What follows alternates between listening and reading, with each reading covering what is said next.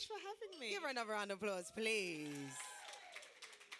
Oh, No, I'm such a big fan of you, so I'm so honoured to be here. Aw. Trust me. There's some people, they ask me to do something, I'm like, I'm there. And you're just Aw. one of those people.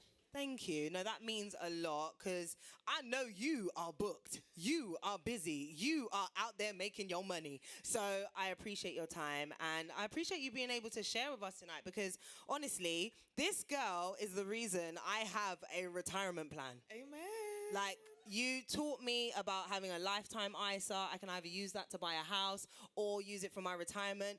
And it's something I just didn't think about until you raised it and was like, you're a freelancer. What are you going to do? I don't know if people know, but like a lot of freelancers don't ever get a retirement plan. We don't get a pension. We don't get we do get the normal state pension. But, you know, if you worked at a big organization, you'd probably be getting some of that money kind of subsidized for your future. Freelancers don't get that.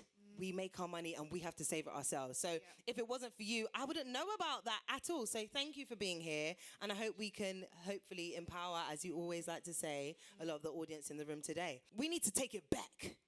Way back. Back into time.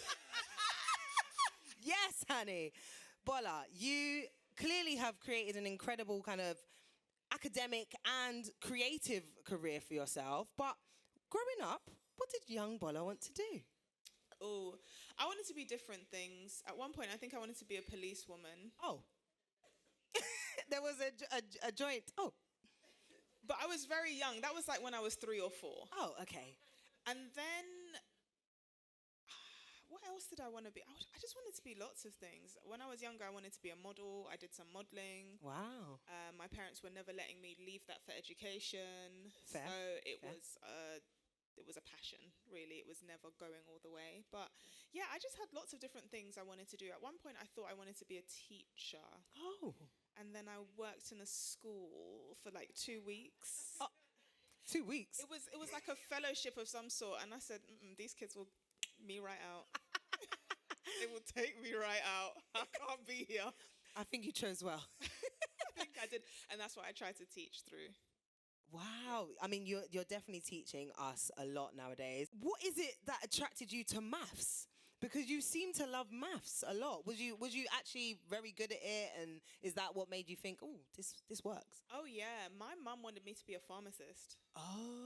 She has 6 children and my oldest brother studied accounting. So she was like, there's not going to be 2 of you that do the same thing. And I was like, tough tits, darling, because I don't understand science very well. Yeah.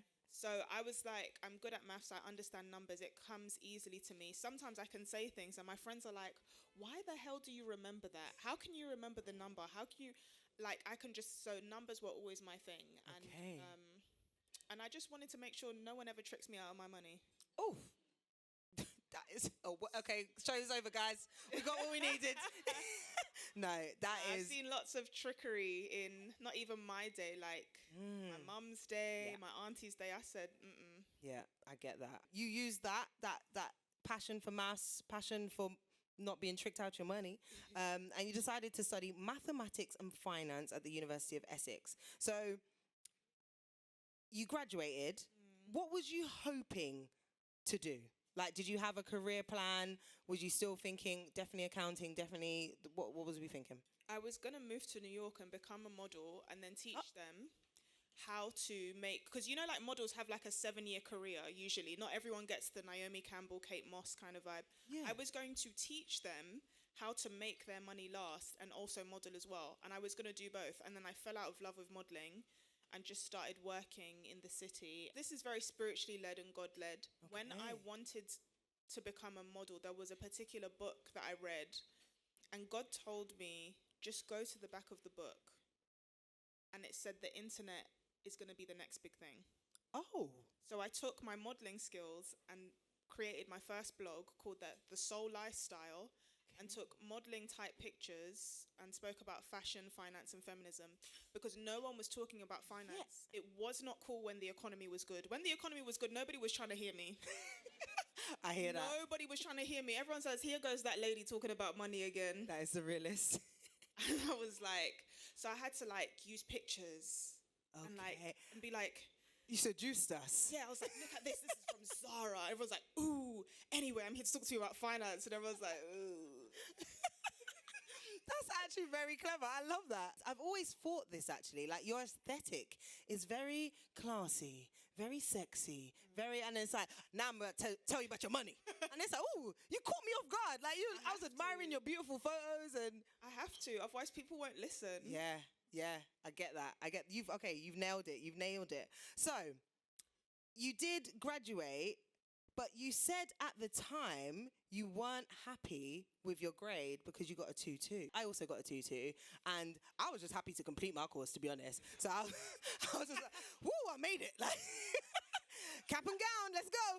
I know for what you were studying and possibly with your mum's expectations, it might have been harder for you. So for yourself and for maybe others who might not have got the grades that they wanted, how did you talk yourself out of, actually, I'm not a failure, I've done great and I completed it and I'm still worthy of being a great woman in finance and accounting? I think 2 months after, I ran into one of my classmates, and I wish I could remember her name. It was this Chinese girl, and she was going back to China because she was like an international student. And she got a 2-2, and she was ecstatic. Okay. And I was like, I think I'm being a bit ungrateful. I think I'm being a bit hard on myself. And I kid you not, she was so happy. I still remember that moment. And I was just like, just like bring it back up. Yeah. Like thankfulness and gratefulness. And then and it was tough because people asked, and I was really ill when I took my exams. Okay. And stuff like that. And there were people that I coached and helped who got a first. Damn. Now that shows you are worthy and you were supposed to get that first. But what it also taught me is I needed to learn how I learn. I learn best by myself. I'm naturally very introverted. Right. And when I understood something, people would be like, Bola understands this, then everybody would bring me to the front. And sometimes, even in my life, I have sacrificed some of the things I could get for myself to help others. Oh, wow. But the older I get, the less I do that. Yeah. I still struggle with it today, but like being in a relationship and has helped me kind of almost have a mirror to how I am. Like I can't always be available and do that if it means that I'm going to come last. Yeah. I love that. Also, congratulations. Bola got married this year. Woo. No, that is so real and so honest. And thank you for sharing because, I know that the pressures of getting a certain grade can be hard on a lot of people. So it's nice to hear that you took an opportunity to be grateful. Yeah. That's really, really nice. You did more than just be grateful, though, because in 2015, a year after graduating, you launched your business, Refined Currency. So you clearly were like, no, do you know what? I got this. I'm good at this. So tell us in your own words, why did you want to start your business so soon, especially after graduating? So I was president of the student union at Richmond upon Thames College. Okay. And then I went on to become ACS president. And I asked myself, in these institutional bubbles, I'm good and I can make an impact. And I said, God, I wonder if I can make an impact in the world. Yeah. I was just like, F it. Let's see. Let's see. I also became a contractor at that time, so it coincided well, meaning that I wasn't paid like a 9 to 5. Like I wasn't paid a salary. Okay. I was paid a day rate, and that was like 10 years ago. And I remember because I was, So then I started that so that I could get paid through that account and then build my business at the same time. Amazing. You definitely were destined to be an entrepreneur. And I feel like any entrepreneurs in the room, make some noise? Woo! Love that. There's definitely been a huge rise in entrepreneurship in recent years, I think, especially after the pandemic, during. Yeah. So why do you think so many people want to go it alone? And from your own experience, are there any risks? Oh, why do I think people want to go it alone? I think the dream that many of us were sold is dead. And that dream was work till you're 65, buy a house, go on a couple holidays, get married, have kids, whatever it is. We were all sold that dream and Absolutely. It crumbled before our eyes. So now we're like, we can't trust the dream. We can't trust what the baby boomers did. This is a different time for us. So I think it's a lack of trust in the system we were told would uphold us. Risks, just AI, outsourcing to different parts of the world who will do it for cheaper. There's always risks in business. Yeah. And like, I think a few years ago although I've been doing this for 10 years, I only started making money 5 years in because it took the economy crumbling for people to start calling me. Then it became, I was like Ghostbusters. I was like, I've been here. Yeah. But now they're listening. When I started making money, a lot of people clocked I was making money and decided they were just going to do what I was going to do. Yeah. And a lot of people don't know my name Bola actually means wealth. I was named after my grandfather, who was a very wealthy man. There we go. So, and I only learnt that 3 to 5 years into my career talking about money. Wow. My dad is Yoruba and like my mum is not. Okay. So although she understands it, I never knew what my name meant. There's a lot of like spiritual alignment and purpose to what I do. Yeah. I understand a lot more now, understanding who I am. The risks are that if you do something and it goes well, especially in today's day and age, people may just decide to jump on it. If I find out that you are making X amount from doing what you do, and I don't choose to use my own brain, which some people do, they're like, yeah, I'm gonna do what you do. And I'm just like, and it's frustrating for me because there's a lot of people giving out a lot of misinformation, doing it for the money. And I get it, sometimes do things for the money, but sometimes people do things and I tell people behind closed doors, and I just try not to get frustrated because they'll be the same person who's like up next to me. Nadia said something earlier about like everyone's not your friend. Yeah. And I'm really just having to do that. Like people don't even know who like my best friend is. They don't see her or whatever. Like I really just, I keep my people and keep it moving. Yeah. Fair enough.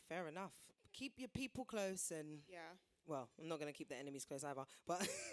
Literally, I don't like that. I would never do that. That's ridiculous. But anyway. Who made that up? I'm going to Google it tonight because it's very stupid. It's actually silly. Why would I do that?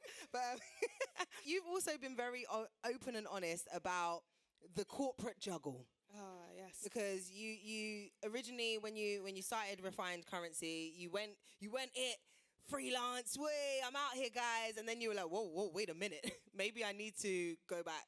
But I was full-time. Oh. I've been full-time since last year. Oh. So I had a 9 to 5 and a 5 to 9 for 9 years. Jeez. So, yeah, that actually deserves a round of applause. Explain that. A lot of people think, oh, I'm starting a business. I'm going to quit 9 to 5. I'm going to go the distance.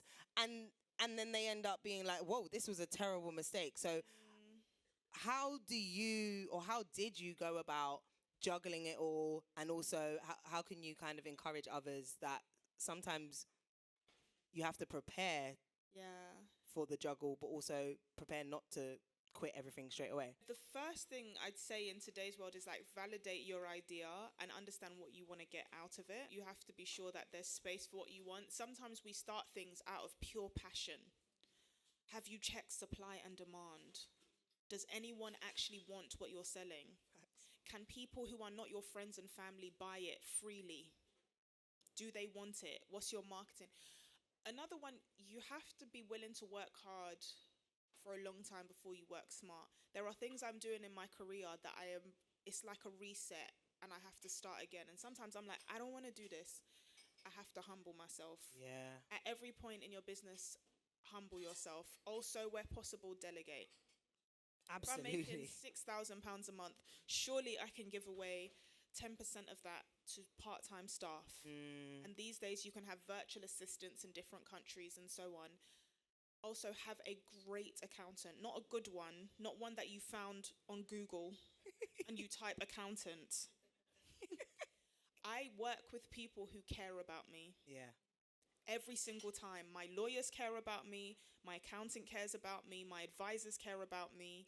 It's so important. And think about how many clients your accountant has, because if they have too many and everything is just a money-making scheme, things can slip. Yeah. Like my old accountant, he's such a sweetie. We spoke today, but he messed up on something and I was like, you gotta go. And it's just, I just didn't have the time anymore. So I've gone with someone else, and they know me, they care about me. You know, I know their wife, and it just makes the difference. That's really good. Really, really good. Okay, so you've been working the 9 to 5 and the 5 to 9, and then you go and add on another addition to your roster, the Bola Sol show. Yeah. Which is incredible. So you launched this in 2017. It's a chat show, but also giving advice. You talked about relationships, the economy, all sorts. Very, very, I love that for you. But also, it was for the people. Yeah. It's very much like, anyone watch like the Martin Lewis Money Show? Yeah. It's very like that, but for us. Yeah. For us. Yeah. It was a huge success, both online, in person. It's been a fan favorite at the UK Black Business Show for a few years. It was an addition to everything else that you're already doing. So why the Bola Sol show? What was the plan with it? Shout out to Racquelle and the UK Black. I think he's in the building. Is he in the building? Hey, Raf. Hey. Oh, wow. Founder of the Black Business Show. Woo, woo, woo. Where do I start? That was a God calling.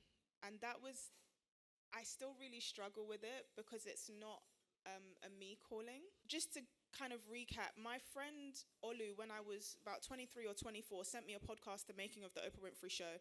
And it's when podcasts were kind of like new, right?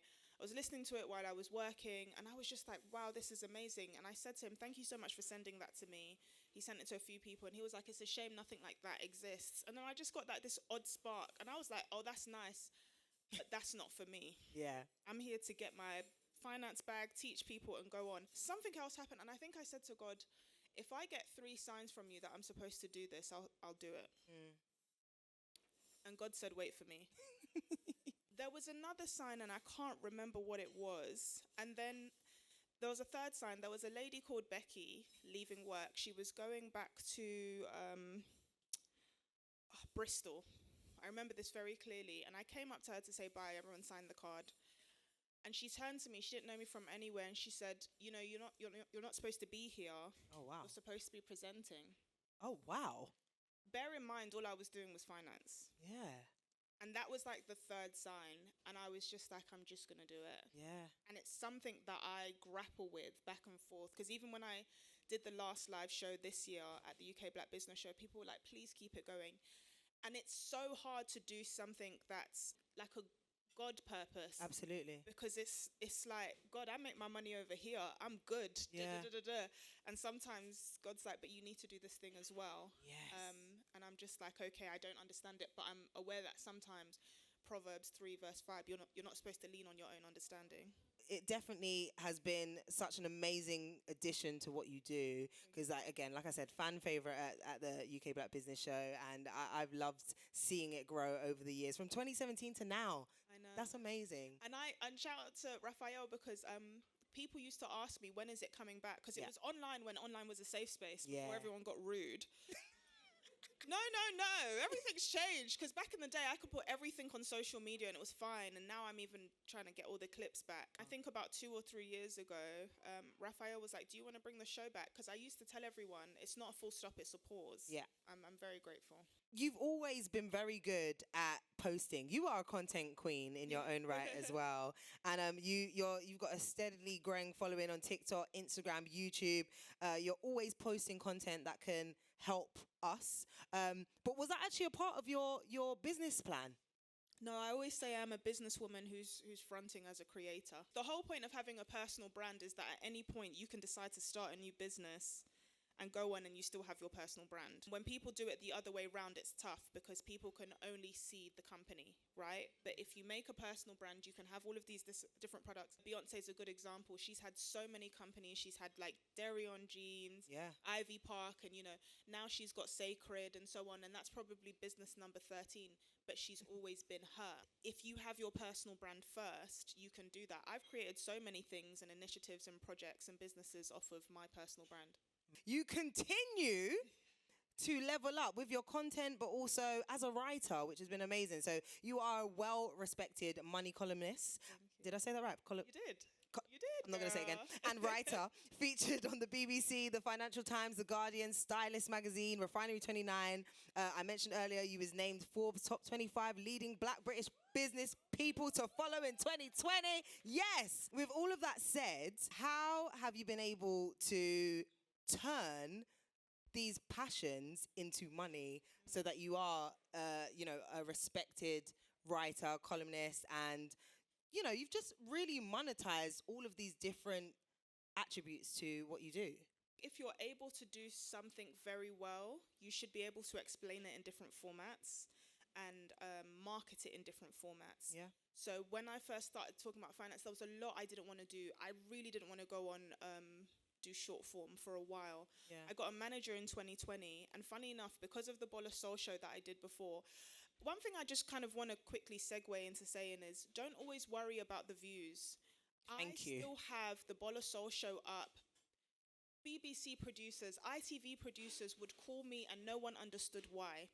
My manager found me because she said, anyone who puts that amount of effort into her own thing, I want to work with her. Amen. So please do not worry about the views. Listen, I see 6 figures a year. Come on. And 0, 0, 0, 0, 0. We continuing. add a number in front, so it's not just 0. Oh, yeah. Write that down, somebody. Write it down. I always say, don't worry about that. Have the good, the good quality kind of projects and stuff out there. Be willing to do different things in different ways. I write short form, long form, and so on. One of the things that I did as well, I have a media kit. And funny enough, Remel gave me a testimonial for my first ever media kit. Did I? Yes, you did. You don't even remember this. Wow. She's such a sweetheart. And it was when you worked at a Capital One Extra. Yeah, Capital Extra, yeah. Capital Extra, yeah. No way. And those things really help when you're able to put kind of a professional format to what you do. You've got to understand that social media has now become very corporate, so you have to make sure that you are packaging yourself in the best way. So if you don't have a media kit, make sure you get a media kit. You can go on Canva and get one. And I'm not gonna lie, getting a white manager. Nadia is clapping in the back. Do you know how many people tried to play me before I got a white manager? Oh, wow. Wow. Look how I'm sitting back in the chair. I mean, yeah, my manager's white too, so true talk. Yeah, you're right. One of the things that I've realized, I'm just here to make my bread, right? So if I go to China and I need a Chinese manager because that's the face of that country, I'm going to do it. Absolutely. I'm not out here to fight the system. I'm Nigerian. If I go to Nigeria, I expect to have a Nigerian manager. I expect to have whoever is going to do things that are in my best interest. And I find that a lot of times before, some people didn't see my value. One of the things, and shout out to Brona, one of the things that she would always make clear, because people would say, oh, Bola doesn't have 100K followers, and she'd be like, Bola's a finance expert, and if you go under her comments, you will see a community there. Absolutely. So she was able to advocate on my value. Yeah. Make sure people advocate on your value. Don't let them come and say, oh, you've only got 5K. What is it that you do that other people can't do? Exactly. Make sure you think about it that way. And don't play yourself down. Some people, they're just so gassed for a check, they'll take the lowest one. You mess it up for all of us doing that. Just make sure that you're thinking about your value always. Learn as well. Read through those contracts. Learn. It's boring as hell. Thank God they got a read aloud function now and all those. Thank God for technology sometimes, because I'm just like, but I will listen and I will look. I'm looking for words like rights, perpetuity. I'm looking at those pound signs. I'm looking at exclusivity. I'm looking at everything, but there's certain standout terms. I will look for that. Then I will have 2 lawyers look at it again. Okay. Yeah, that's really important to me. You just don't want to get played. This girl did not get played. In fact, she got 2 incredible books published. One with Murky Books, How to Save It. That was released in 2021. And then Your Money Life in 2024, which has, again, been published by Penguin. So how did these opportunities come about? And I know there's some writers in the room. Hey, girl. Hey. And hey, girl. What advice would you give to any writers in the audience who are hoping to get published? I had a vision board, and I wanted to write a book, and I put it on there. One thing I'll say is vision boards are great, just don't idolize them. Absolutely. I think I reached out to agents. Another thing that's really important is don't expect people to come to you. The reason a lot of people come to me is because they know I'm not waiting for anybody to get done what I said I'm going to do. And you have to do the same. So reach out to people, talk about your work, have something that's tangible for them to see. I actually want to start writing fiction. No way. Yeah. It's not everyday finance. So everyone's like, you're going to write another finance book. I'm like, you lot, leave me alone. Like, I want to be fun. And I want to use my imagination. You are fun. I want to use my imagination and stuff. So, like, I've had to produce 3 chapters just to get started and have feedback. Don't be afraid of feedback as well. But you want someone that cares about you, is in alignment with your vision. Don't feel like you just have to say yes because someone has said yes to you. Fair. You know, sometimes we can be so excited and it's like, oh, yes, but does it make sense? Yeah, that's amazing. Well, the wins keep on coming because last year you appeared on ITV's This Morning to share your top 5 tips for money management. And then this year, you have been the face of a nationwide campaign for Pension UK with none other than Ross Kemp, a.k.a. Grant Mitchell. Yeah. That is huge. I love that. You wrote recently on LinkedIn that's your bestie now. That's my bestie. Like, we got on so well. I'm not a starstruck person, but I go back to those days of sitting with my family watching EastEnders. Absolutely. And when I met him, he was just being himself. He was actually quite like shy and stuff in different ways, and I was very like, and then I was just like, I've been watching you since I was small. It's such a pleasure to work with you.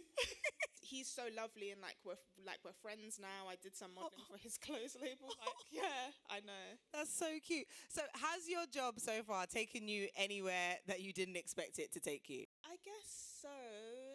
So because I used to model and I wanted to end up in New York, this year, God said, don't worry, I'll take you there. Love that. And in February, I went to New York to deliver a finance workshop to a fashion company. What? That's incredible. And I kid you not, upon entry, the people were like, one guy's like, you here to model? And I thought, oh my gosh, I think I still got it. And I was like, no. And he was like, oh, don't be silly. You could, but like for me, it was just, oh, God, thank you about dreams I thought I'd forgotten in different ways. Oh, that's so lovely. Oh, I love that. Thank you for sharing. You've also built an incredible community. That's a word you mentioned several times. And I think that's probably it's not how we met, but I think I was a part of the Rich Girl Chronicles originally when you was doing events, live kind of like demos, walking us through investing and all this kind of stuff. And now you've got a massive WhatsApp community and you post, as we've said, on social media, you post regular clips and just give us all the best bits of insight in finance. Why is it so important to you to share this information but also build a community around it? I grew up around this culture of a lot of like single moms, or even if it wasn't, it was, you hear the stories, he left me with nothing, or there's always been a lot of economic lording over women. Okay. It's always been, if I have the money and I control the money, I can control you. God has actually created us to be equal. Mm-hmm. So I've never been comfortable with that. I don't think we should do it either way. So like it shouldn't be, okay, women are working now, you do it to a man. And for me, because there's an issue, there's currently something happening where women are making money and they're lording it over men. It's happening as well. Yeah. It was just important to me because it's been 50 years since a woman was first allowed to have a bank account on her own. Huh? Yes. Only 50? Only 50. Crazy. And I was, we're still new to the workforce, so I just wanted us to learn and feel like we could make decisions. Yeah. And I'm all for like love and all of these things, but I'm like, understand where your money is and what you're doing. We should all be self-sufficient. No one should be at the mercy of somebody else. Yeah. All of us as creators, as freelancers, as entrepreneurs, what should we be focusing on when we're building a brand, a business, and making money? Ooh, tax efficiency. Oh, tell me more. We need to be tax efficient. So if you have a limited company, think about the salary you're paying yourself. Do you have a mortgage? Think about your credit. Think about your personal credit and your business credit. People don't think about their business credit sometimes, but you need to. Think about your retirement, what you're doing. What does that look like? As a financial advisor, we do things called fact finds with people, and we go through everything: your assets, your liabilities, your mortgage. How long do you have on your mortgage? Do you have student loan and so on? And then we get you to like dream. So it's like, what are your 3 goals And people can maybe say, if they have kids, they say, I want to be able to put my kids through school. I want to retire at 60 or whatever it is, or 55, or some people say, tomorrow. Yeah. So I get, I would love that. So we get people to like think big, so that then we can talk them through what they need to do to get to where they need to be. No, that's so brilliant. Well, Bola Sol, it is time for you to give us your top 5 tips to make it in the mainstream. Top 5 tips. I'd always say number 1, stay close to God. I can't say that enough. There are many things that have called for my soul, and I have said no every damn time, especially as someone who has been a model. I fit particular aesthetics. Trust me, stay close to God. Wisdom is better than silver and gold. That is number 2. Trust me, people out here, they got shiny cars, they got all of these things. You don't know what they're doing for that. Number 3, work hard and work smart. The moment that you can, delegate. If your business is dependent solely on you being there, you don't have a business, you've got a job at your business. So please do delegate. A lot of people don't see this. I'm like a 3 to 5 man team. People just Really? Yeah. Sometimes it's not even me posting and stuff like that.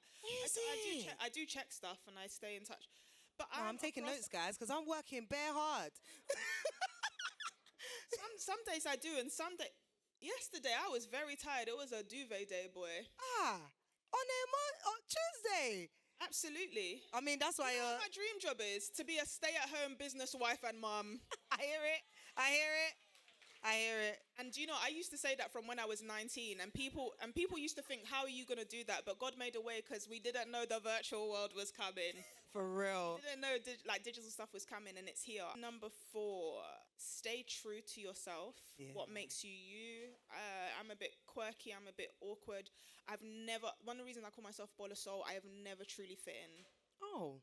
But I'm okay with that, because it's made me who I am. I'm the youngest of 6 siblings. My mum had 5 kids back to back every other year. Yeah. Waited a gap of 6 years after the last one, then had me. I've tried to do the click thing. I have my friends. It's okay to just be yourself. Number 5, invisible PR is incredibly important. The things that people say about you in the when you're not there do matter. Absolutely. And it does carry. I have calls with people and they say, why does everybody say that about her? And you're talking in the negative. Yeah. Damn. Oh, everybody knows he does this. It's not good. Invisible PR is incredibly important. Ooh, that was so good. Can we give a round of applause to the one and only Bola Sol? That was, Thanks for having me. Wow. Thank you so much.